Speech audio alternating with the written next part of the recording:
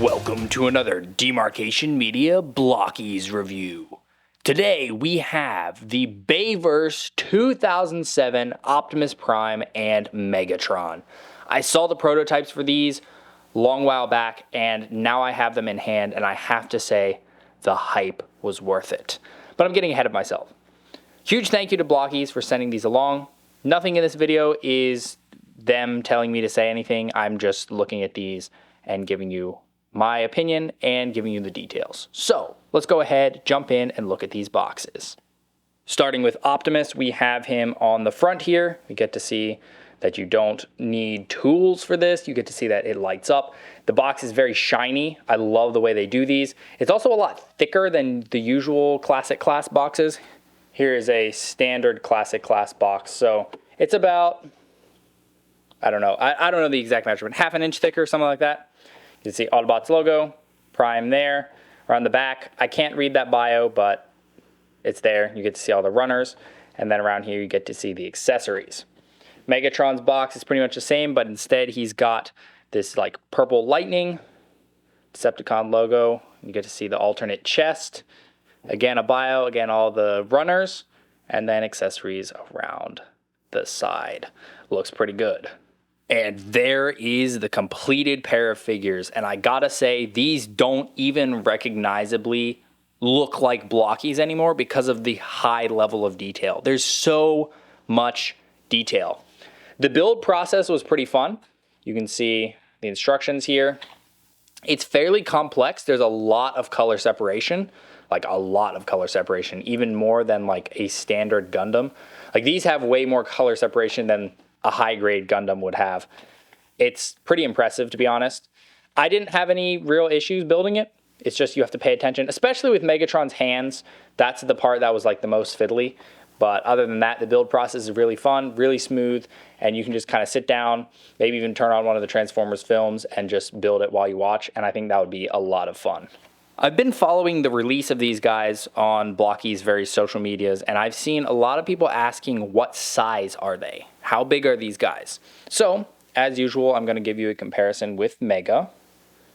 Not quite to scale. Mega figures are technically a little too big, but I still think that looks pretty cool.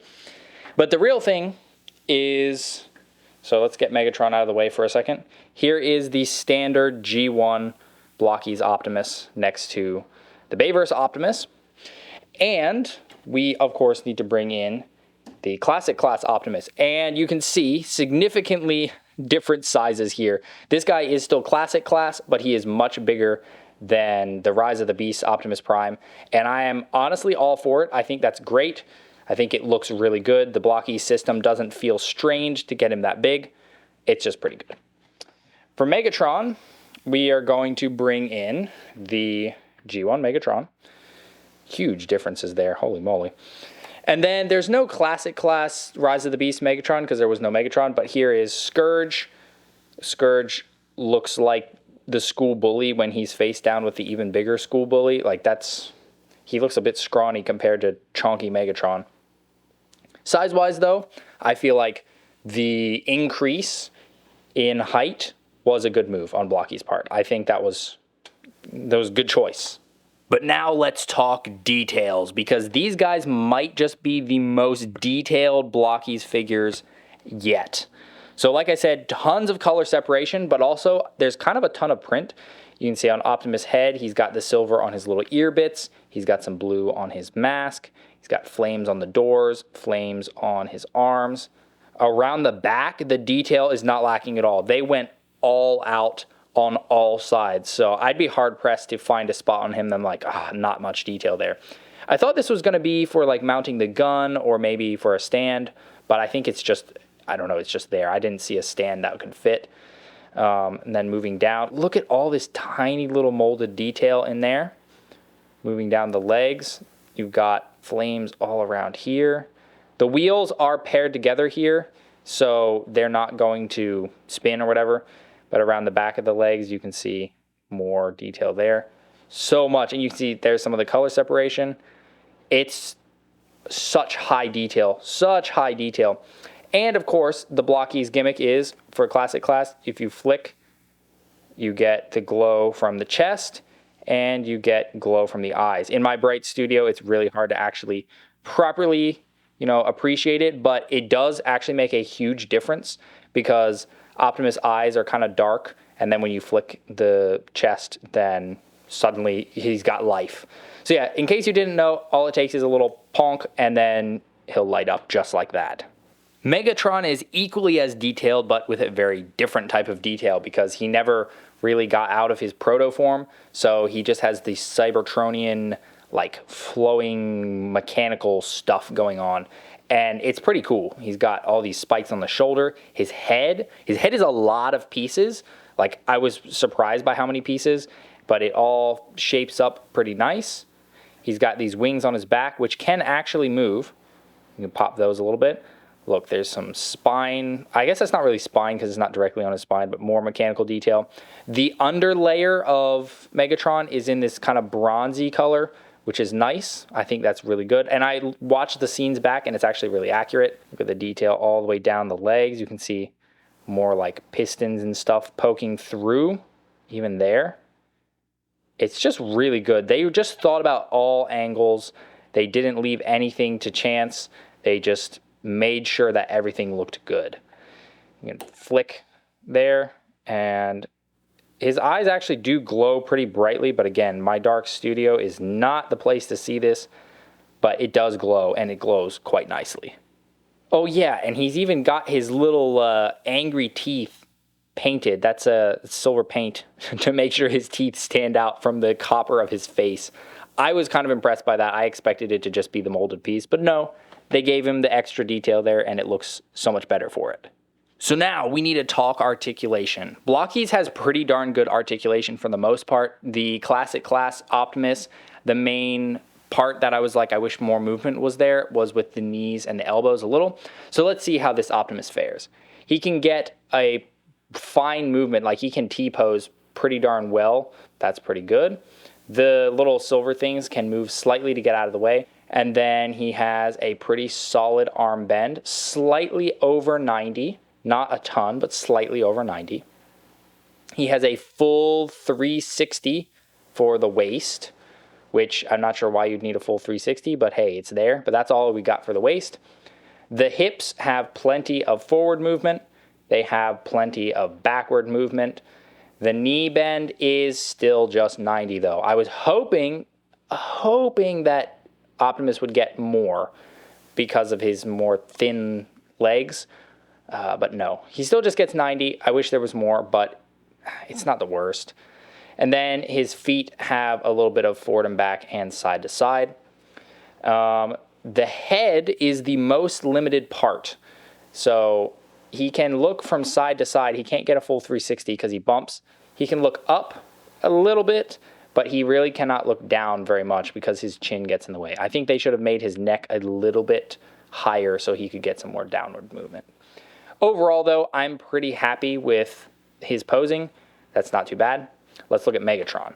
I'll be honest here, I was expecting Megatron to pose like garbage because I just didn't see the joints. Like on the art, I just couldn't really see where the joints were. I couldn't really see how it was going to move. So I was like, he'll probably really just pose like a brick. I was wrong. So he gets out to the side, not quite as much as Optimus, but he can still assert dominance pretty well. That's not bad. He actually, his arms rotate within the shoulders, so that's nice. He does get full spin of the arm, and he gets a full spin of the waist as well. You saw those little wings on the back can move. His leg can go decently far forward with a little bit of twisting, decently far backward. That's not bad. He's got fully articulated fingers on both sides. His head is very limited. He can get side to side just fine, but up is pretty much non-existent and down is also pretty much non-existent. That's just how he is. I don't really see how they could have fixed him. Like, yeah, maybe a longer neck, but I don't think that would have really worked. Knee bend is actually pretty respectable for such a chonky guy. It's really mostly 90. Not much limitation there compared to like Optimus or whatever. And then the feet, I think, are also pretty limited. You get decent back, forward not much, and you do get side to side. So overall, I'm pretty impressed with the articulation. I think that they did a really good job of hiding the joints and making them look very seamless while also still leaving us plenty of fun to be had just posing them around. All right, accessories time. Both figures come with a stand. This is the stand like what the Classic Class Nemesis Prime came with, so there's no sticker that you have to put on. It's just some really nice, like, molded in detail. Optimus's stand comes with these really nice flame skid effects that you can peg into really any hole on here, even into the stud, in fact. So plenty of options there. Megatron also gets a stand. This is basically identical to Nemesis Prime. It's got the purple flame and everything. These are two separate pieces, so you can take it apart and you can reconfigure it if you want. So you can reconfigure it like that. So you've got options there. And then each figure has a selection of extras. So let's look at Megatron first because he has less. He's got the big rifle that he uses in the final battle. So that really just kind of pegs in to his hand like that. You kind of have to finagle it into place, but his fingers can fit around it. And now he has a gun arm. In the film, he slapped both of his hands together to do that, and you can kind of get that pose, but it's not quite as seamless. But yeah, there is a gun. It does look pretty good. Just having him with it on, I think, looks a little odd, but you know, it's not horrible. And then he comes with an alternate chest piece. You can see in here we have this glowing orange with the Allspark sinking in. So if we put this on, boom, now the Allspark is visible and Megatron is dying because the Allspark is into him. So that's pretty cool. I was not expecting that sort of an extra, but Blokees sure does like doing their like alternate chest piece things. So I think that was pretty smart. And the Allspark is a separate piece in there. It's got plenty of little bits of detail on it. So that's pretty cool. Megatron's accessories are quite satisfactory. Put him off to the side. Then we have Prime, and Prime comes with alternate hands.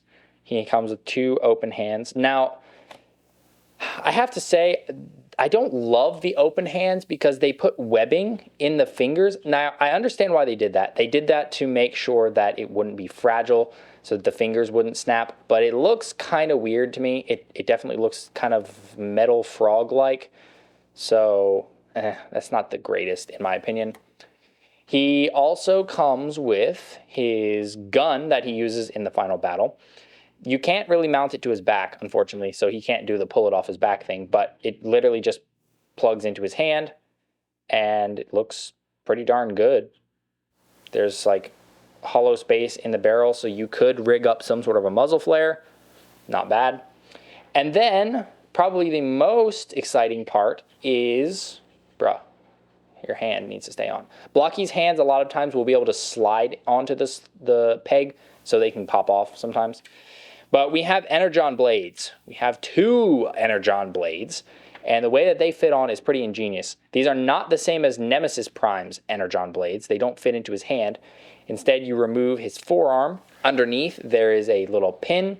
You plug the sword onto the pin, and then you plug the arm back together. And so then he's got a seamless Energon blade sticking out of his arm.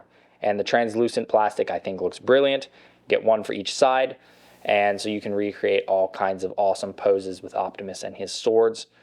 I'm pretty happy about that. I was really excited when I first saw it, and I'm really, really happy with how they did it. I would have loved to see some silver print on it, but to be honest, I think what they gave us is totally fine.